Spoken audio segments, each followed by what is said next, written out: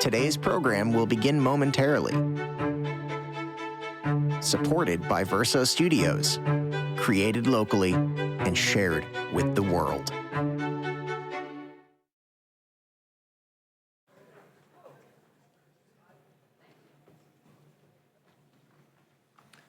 Hello, everyone. Hear me okay? Okay, how about now? Is that better, Sal? Thanks. Sal's my biggest critic when it comes to being on the podium. Well, good evening, everyone, and welcome. I'm Bill Harmer, Executive Director of the Westport Library. It's a pleasure to welcome you to the library for this year's Teen Diversity Essay Competition presented in partnership with Team Westport. As a refresher, this year's prompt asked students to reflect on the Declaration of Independence as our country is in the midst of its 250th anniversary of its signing, and to consider not only its relevance in their lives, but also what obligations we have to uphold its principles for all people in a democratic society. It also asked students to think about what town leaders, school officials, community members, fellow students, and Team Westport can do to better reinforce the principles in the Declaration right here in Westport. That's a pretty powerful assignment. I don't think I could do that. But these essays are proof that our students in our community can do that. And it also feels especially important that we are having this conversation in a public library, right? Yeah? I don't need to tell you, but I think it's true that libraries are built on the belief that democracies depend on access. Access to ideas, access to history, access to one another's stories, and access to the tools that help us participate in a full civic life.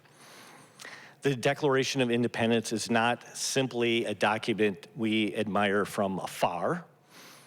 As these students remind us, it is a promise that must be tested, expanded, questioned, and made real in every generation.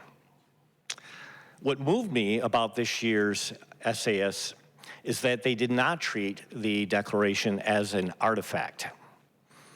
They treated it as a responsibility.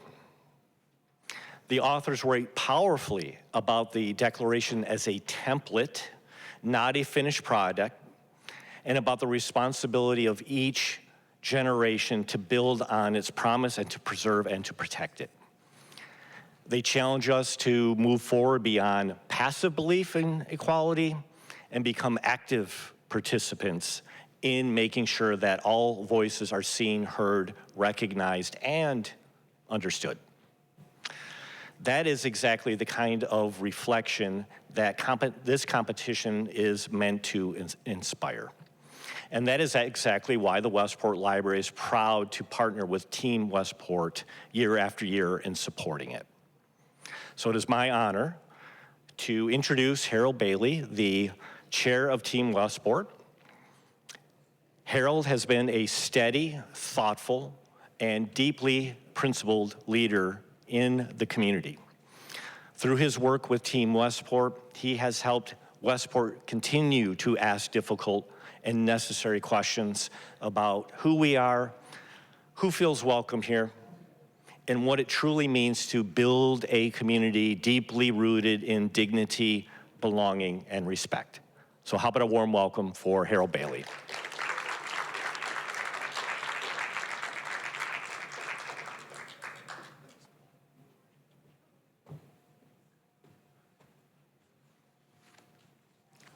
Thanks. I want to first thank you, Bill, for those words, and just say that we're welcoming all of you here for what I look at as a really cherished time every year, which is for our young people to get a chance to voice their views on a number of issues. And over the last, this is our 13th year, and over the last 13 years, we've covered everything from microaggressions to who sits at the cafeteria table, as an example. But there is really nothing more important to me than what we are talking about this year with the Declaration of Independence. We talk about Team Westport. If you look at our symbol there, we've really got the strands that could stand for communities, each sub-communities, whether we're talking about communities of race, religion, ethnicity, gender, ability. And the whole idea is that when you have those strands together and then you turn them vertically or horizontally and put them against each other, what you get is really the fabric of the community that's supposed to be working together. And our mission, which is Westport's mission in its stated values, is that everyone should feel as if they belong, they should be engaged in town, and they should be welcomed by all of us. So we talk about that all the time, but in a sense, what is the foundation for all of that? Where do the values come from that the town even has around that? Well, so much of it comes from the Declaration of Independence, and it's kind of interesting that today, as I understand it, Congress and our congressional and our leaders nationally were reminded by the King of England that undergirding all of that was the Magna Carta, which talks about really all people being equal as human beings.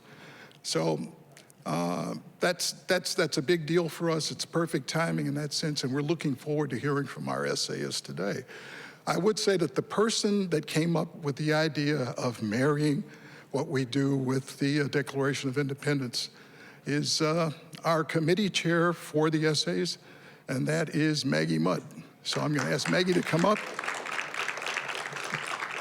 Maggie, you're up. Thank you. Sure.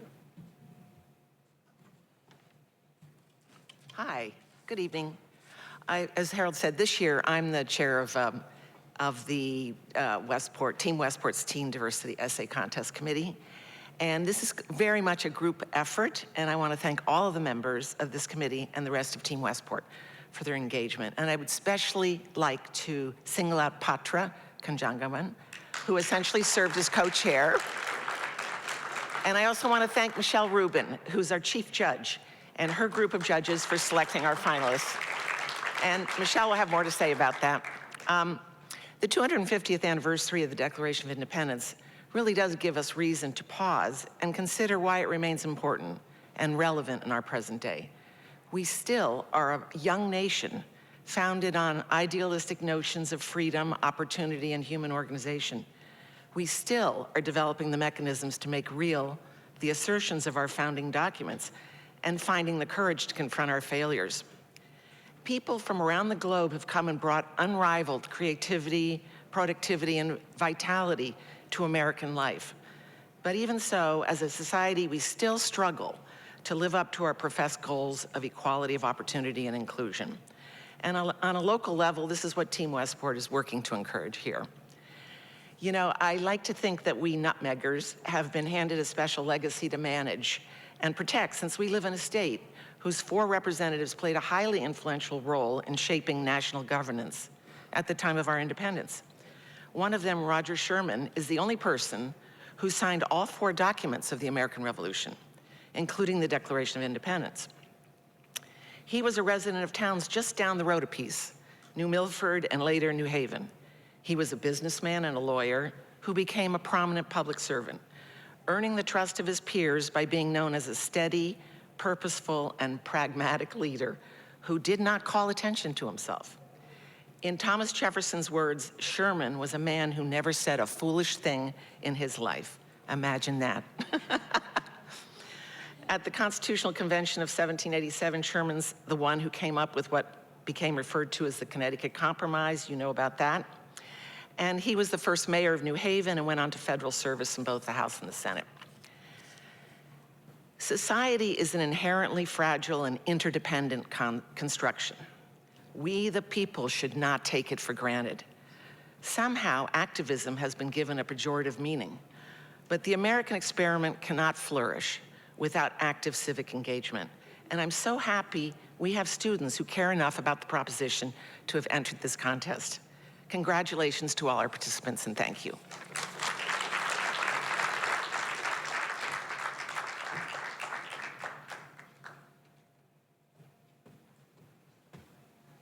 Now, a few words from our first selectman, Kevin Christie.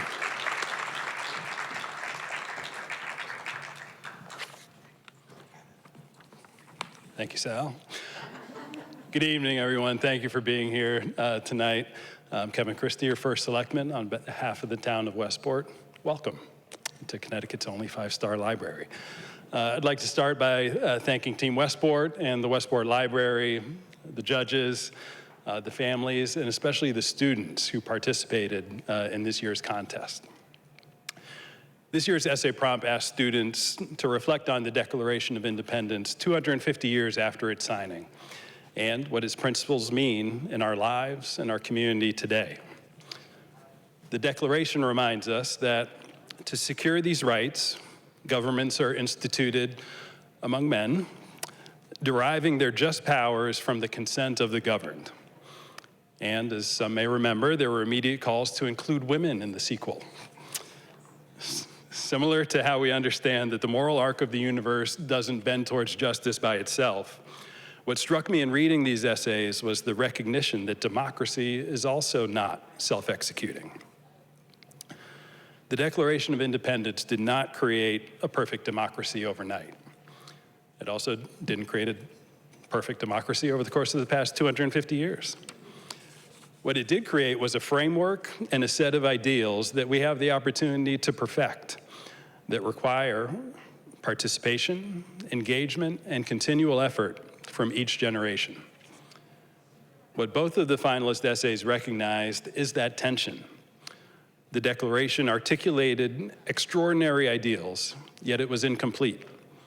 And for too many people, the answer to whether liberty and equality applied to them was, and in some cases still is, not yet. That's not a reason to reject the ideals. It's a reason to keep building on them.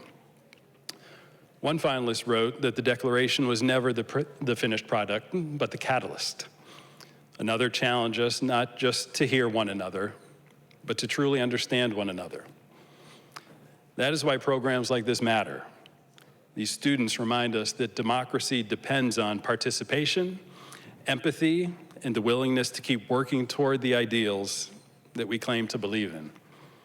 So congratulations to tonight's finalists, and thank you for contributing your voices to this important conversation.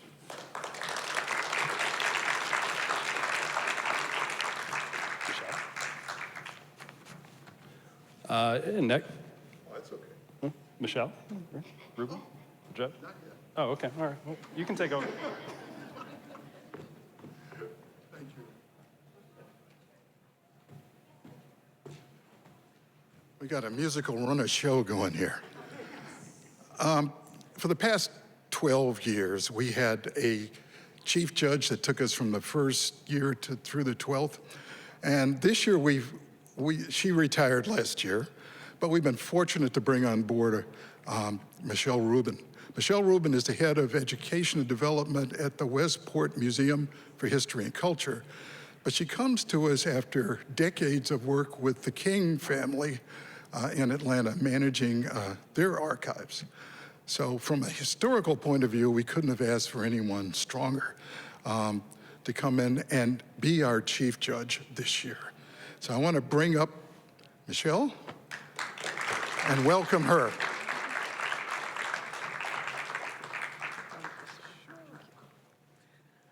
Thank you, Harold.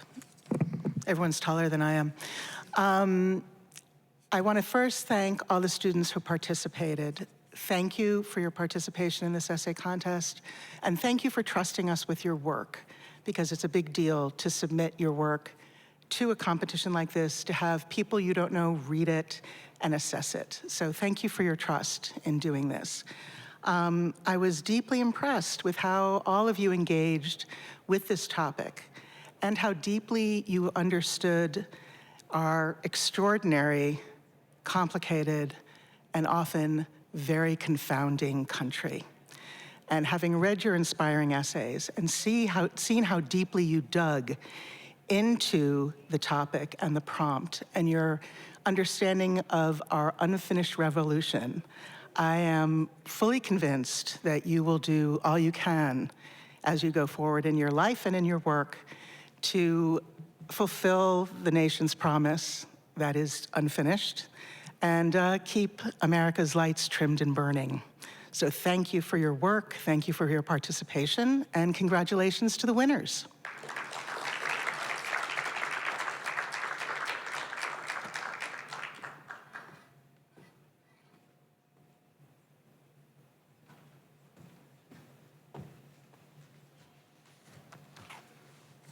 Well, I guess we should also, it's okay for me to talk about the other judges too? Oh, I'm sorry. No, that's wonderful. Okay, this year we had a panel of 3 judges, and besides Michelle, we also had Alex Giannini, who has just moved on to the Gruber Foundation, formerly one of the major powers here at the library. And we also had Shonda Rhimes. So that's a pretty powerful couple. All are writers. And they have selected the 2 finalists this year for the contest. But before we bring them up, let me read this year's prompt. This year, the United States will celebrate the 250th anniversary of the signing of the Declaration of Independence, a document which Abraham Lincoln called a rebuke and stumbling block to tyranny and oppression. The Declaration of Independence was a product of its time, drafted to rally the colonists to defy Great Britain, support the creation of an autonomous and independent nation, and attract allies to its cause.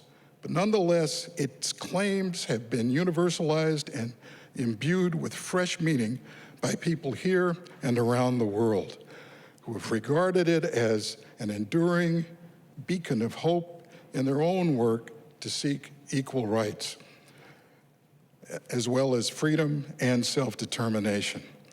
The famous words in the Declaration's preamble proclaiming as a self-evident truth that all men are created equal and have inalienable rights endowed by their Creator, including life, liberty, and the pursuit of happiness, have been widely employed to assert the inherent dignity and fundamental human rights of each person. The Declaration of Independence is a foundational document in American political and social life that also inspires Team Westport's mission to build a community where diversity is welcomed and inclusion, respect, and belonging are actively extended to all who live, work, attend school, or visit in Westport, regardless of ethnicity, gender identity, race, religion, or sexual orientation. In 1,000 words or less, please comment on the following. A, the relevance and value of the Declaration of Independence in your everyday life and your duties or obligations, if any, to uphold its principles for all people living within our democratic society. And B, opportunities, if any, you believe town leaders, including fellow students, school officials, community members, and Team Westport, could create to act differently or additionally to reinforce the principles of the Declaration of Independence. So we're going to start by bringing up our second place finisher, who will receive $750 for his work, and that is Liam Harrison. And come on up, that's fine. His essay is entitled Codex Official Populi. You can correct that when you get here. It's close enough. I'm still working on it. Thank you very much. Okay. For the record, the title means the Code of the Popular Responsibilities. So, yeah, just saying. What? Oh, jeez. I'm pretty sure that's not how I'm supposed to do that, but I'll work with it. But yeah. All right. I have no idea. Okay. Hang on, there we go. Thanks. You're good to go. All right. So to begin, I'd like to quote the Declaration of Independence, which was what we were tasked with reflecting on. Governments are instituted among men, deriving their just powers from the consent of the governed. The Declaration of Independence, when written, was intended to protect the rights of and establish a better nation for a group of revolutionary citizens. Since its creation, the ideals of life, liberty, and the pursuit of happiness have become cornerstones of what it means to be an American. The understanding that all men are created equal has embedded itself in the hearts of those oppressed or struggling today to experience that equality. Owing to the increased need for recognition and empowerment of the oppressed, it has become more relevant than ever as a beacon of equity for those without said rights than as simply history for those who initially had them, the white patriarchal society. Unfortunately, the oaths promised by the Declaration are not given. There are still millions of Americans today living in inhumane conditions, struggling fruitlessly for their entitled liberty. Even in Westport, one of the most well-off communities in the country, I'd need at least 10 hands to list the racial, gender, or ethnic microaggressions I've heard this year at Staples alone. Whether as a truly hurtful comment or a joke in passing, it doesn't matter. So what happens when the Declaration is abridged? Can citizens ensure that the promises of our founding fathers are met? Or are the voices of the minority weak without a savior standing behind them? Minorities are not weak. The powerful speeches of Dr. Martin Luther King Jr.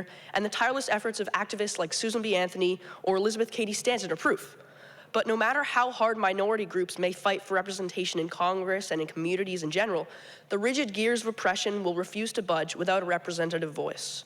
The fact is that it's impossible to gain representation in Congress or town hall if you're prohibited from doing so, as many groups were in the past and as some still are. In that way, it's necessary and even mandatory that all minorities gain a proper footing in our society today so that they can make systemic changes and defend their own rights. But what am I getting at here? The efforts of activists have always been the catalyst, the driving force behind justice. Yet an unfortunate but manageable reality of American democracy is the necessity for majority recognition for popular reform. As a community, it is our responsibility to ensure that all groups are not only seen, not only heard, but recognized, and perhaps most importantly, understood. On the national scale, the failure of the country to embrace the Declaration of Independence can look like not recognizing those in Guam as US citizens, denying Puerto Ricans the right to vote in presidential elections, or any other instance of Americans' voices being tossed aside. These struggles have not been resolved yet, and they will only be once those currently in power support and recognize those efforts. Even in Westport, a town well-renowned for its educational quality, it's obvious that there's a large gap in education between students with access to private tutoring versus those without. Furthermore, embracing the values laid out in the Declaration of Independence today means addressing microaggressions, for me at least, in school where they show up. It means being the person who stands with the new kid in class instead of the one who giggles and points out their differences behind their back. Only once the atmosphere of slight but meaningful separation has dissipated can true democracy, true equality roam free. That's how anyone can play a part in ensuring liberty and justice for all. I'm not a member of any majority by any and all definitions. My own personal struggles are not connected to the grand fights for equity in the United States. But it is disquieting to me that the current community practice is to leave the activists to fend for themselves, standing on the sidelines and acting as a spectator in the field of equality. I believe that as a people and as a community, we have forgotten that it is the solemn duty of all members of society to ensure that everyone is heard and understood. Quite frankly, it is irrelevant that this is not a struggle that touches me personally. It is everyone's obligation to fight against social injustices, regardless of who you are. We've forgotten that even if it is not your fight, you can either be an upstander, a bystander, or an aggressor. To act as a bystander is almost as criminal as being the aggressor, because you are turning away from the injustices at hand, devaluing and silencing the voices of the minorities. I may not be a minority member, but I'm just as responsible as anyone else for making sure that all voices are equally appreciated. The purpose that connects all Americans in the caretaking of the Declaration of Independence is the responsibility to ensure that all members of our community are empowered, heard, and understood. Even if you don't have a grievance or a battle to fight in society, it is your responsibility as a member of our Westport community and a member of the American community to make sure that those with struggles and grievances can be equal members of society and truly benefit from the equality of opportunity that our founding fathers intended. With this common goal, nobody is excluded, nobody is downtrodden, nobody is denied not only the right to speak, but the right to be seen and heard. Once all Westporters unite in this aim, we can act as a beacon of light, hope, and equality in these increasingly dark times. It starts with a single choice, the one decision to uplift instead of put down, to open our minds instead of closing our hearts, to bring in instead of push out. From there, the possibilities of a fully united, multicultural, inclusive society are simply endless. Thank you.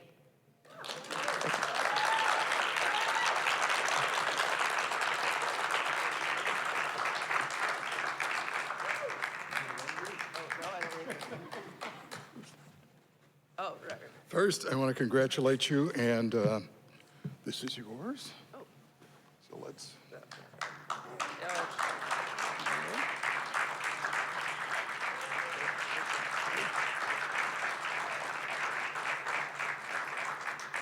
And then, now,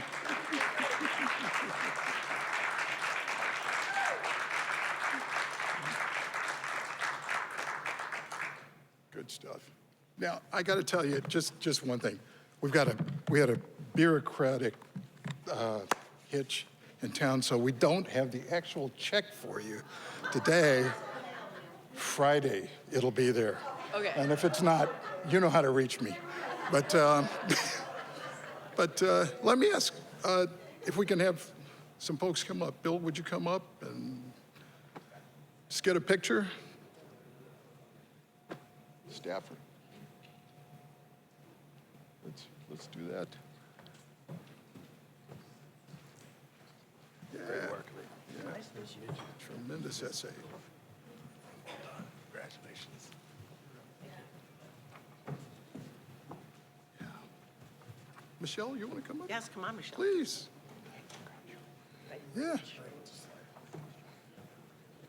I guess we're gonna over here.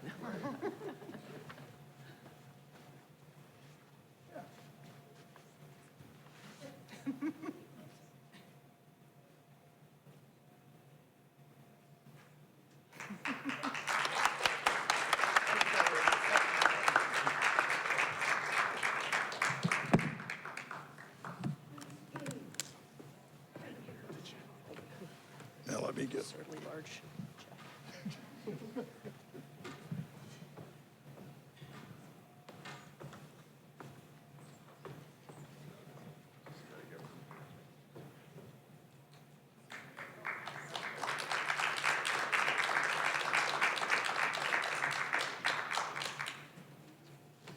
I guess the suspense is over. Okay. For her essay entitled The Declaration of Independence, a Foundation, Not a Finish Line, I want to welcome up Kyla Patel, who got first place and $1,000. Thank you. Very short. Hello, everyone. Good day. I am Kyla Patel, as we established before. And my essay was called The Declaration of Independence, a Foundation, Not a Finish Line. So, my sophomore year, U.S. History Honors with Miss Lynch, the lights in the classroom had been turned off completely as she read the Declaration of Independence, sentence by sentence, one after the other, that all men are created equal, that they are endowed with certain unalienable rights, that among those rights are life, liberty, and the pursuit of happiness. I remember thinking how powerful those words were, how strange and bold it must have felt 250 years ago to challenge an empire and declare that human dignity mattered more than authority. But even as I admired it, another thought crept in quietly. Something was missing. The document was revolutionary for its time, but to me, it was also incomplete. When Thomas Jefferson wrote that all men were created equal, women were excluded, people of color were excluded, immigrants and people who looked like me, Korean and Indian, were never imagined to be part of that promise. Yet, that flaw does not weaken the Declaration. To me, it strengthens it. The Declaration was never a finished product. It was the catalyst. I viewed the Declaration as a template, one that later generations have been asked to build upon. The founder drafted a foundation, but it's been the responsibility of the American people to build upon it. Over time, the country has continued to add new chapters to its original promise of liberty and freedom, such as the 13th Amendment abolishing slavery, the 19th Amendment granting women the right to vote, and the Civil Rights Act of 1964 prohibiting discrimination. Each of these efforts were an attempt to move reality closer to the ideals set forth from the Declaration. Each generation added another layer to Jefferson's beginning. As a student at Staples High School, I see the same idea every day. Our school gives us the foundation, such as knowledge, skill, and the framework of an idea, but they expect us to build upon that with something more. A history lesson can become a topic at a debate. A science concept can become a research project. A small idea becomes a passion project, a chance to make real change. The Declaration works the same way. It gives America the framework, but what we do now determines the meaning. For me, I want to do my part to reinforce the principle of the Declaration of Independence. As a Korean and Indian girl growing up in Westport, Connecticut, a place full of opportunity and strong education, I am reminded every single day that this is a luxury that I can only live because of Jefferson's ideals, because of women and men across America centuries ago using the themes of the Declaration of Independence as a template, creating equality so people like me can go to school, claim independence, and live their lives freely. 250 years ago, someone like me would not have been included with the vision of equality. Yet today, I sit in a classroom studying the very document that helped create the system that allowed me to be here. That realization carried weight. The idea expressed in the declarations are part of my everyday life, whether large or small. Because of that, I feel responsible to uphold these principles. The Declaration does not simply grant independence. It challenged every generation to prove it deserves it. If I claim the right to liberty and opportunity, then I also must embody the ideal of freedom and equality. For me, that means working hard, standing confidently, and not shrinking myself to fit someone else's views or who they think I should be. It means proving that our independence is not simply because of what we were given, but rather what it takes through that action. I plan on doing that by giving back to my community. Currently, I am in the process of becoming an EMT, as I believe independence also means that one should be willing to give back to their community. Being an EMT helping people in their time of need is one way that I can turn the abstract ideals of the Declaration into action. However, it's not just an individualistic duty to advance the principles stated in the Declaration. Our town leaders, schools, or organizations must help advance the principles stated in the Declaration. If the Declaration of Independence is a template, then our town, Westport, has the chance to build upon it. One way to do this is to provide students with more opportunity to be in charge of actual projects that would benefit the community, whether it be in terms of the environment, health, or an outreach. When students are given the opportunity to be proactive, they will realize that democracy isn't just something written about in history books. It's something they are actively a part of. Town leaders can also improve upon that idea of declaration by giving encouragement to students becoming active citizens and providing opportunities for internship, volunteer work, and other such leading roles. When students are given a voice, they begin to realize that the future of democracy lies in their hands. Now, when I think back to that day in Mrs. Lynch's classroom, I realized that the Declaration felt so powerful to me. It was never meant to be absolute. It was meant to begin something. 250 years later, the idea continues. Now it is our turn. As a female Korean and Indian student at Westport, I do not simply wish to inherit these ideals, I build upon them. Thank you.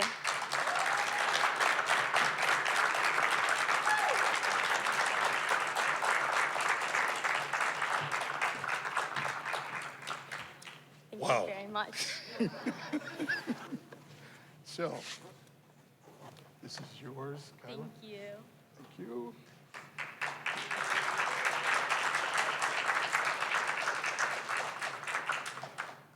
And, well, I don't know what you're going to do with this.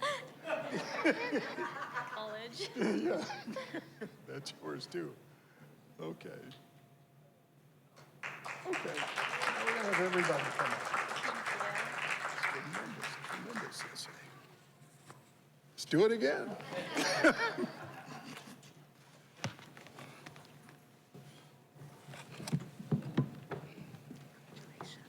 Yeah. Congratulations. Thank you very much. Yeah, we're gonna have to get everybody over to center again. Thank you very much.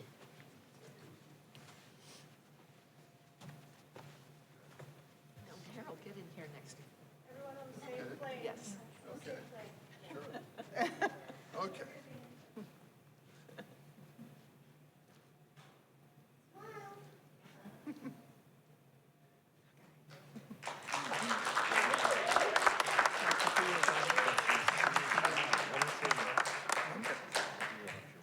Well, before you go anywhere, would you come up? Let's get everybody up. Abby, you want to come? Congratulations, Leah. Thank you. You did great. Get in the middle there. Two of you should be in the middle. You should be front and center. Abby, did you want to come up? You're from the board. Yeah, my bad.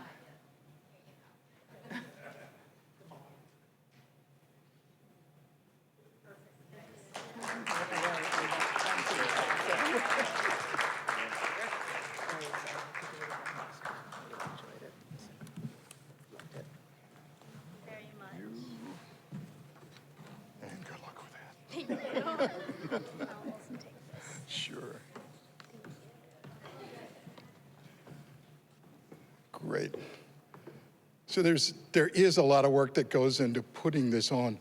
And obviously the essayists all put in a tremendous amount there.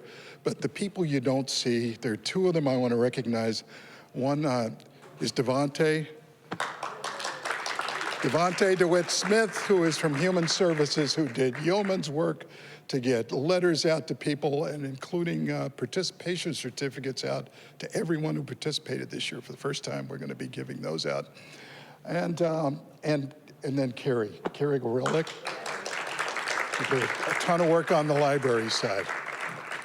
So we can all feel proud about what just happened here.